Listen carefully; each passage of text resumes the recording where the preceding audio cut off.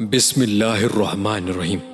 حضرت ابو ہریرہ رضی اللہ عنہ فرماتے ہیں کہ رسول اللہ صلی اللہ علیہ وسلم نے ارشاد فرمایا، جب اللہ تعالیٰ نے حضرت آدم علیہ السلام کو پیدا کیا تو ان کی پشت پر ہاتھ پھیرا، یعنی فرشتے کو ہاتھ پھیرنے کا حکم دیا۔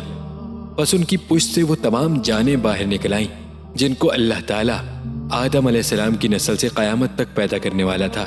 پھر اللہ تعالیٰ نے ان میں سے ہر انسان کی دونوں آنکھوں کے درمیان ایک نورانی چمک رکھی۔ اس کے بعد ان تمام جانوں کو آدم علیہ السلام کے سامنے پیش کر دیا۔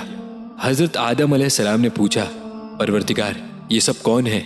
پروردگار نے ارشاد فرمایا، یہ سب تمہاری اولاد ہیں جن کو پشت بپشت قیامت تک پیدا ہونا ہے۔ حضرت آدم علیہ السلام نے ان میں سے ایک کو جوں دیکھا تو اس کی دونوں آنکھوں کے درمیان کی چمک ان کو بہت بھلی لگی۔ انہوں نے پوچھا، اے میرے پروردگار یہ کون ہے؟ پروردگار نے ارشاد فرمایا، یہ داؤد علیہ السلام ہے۔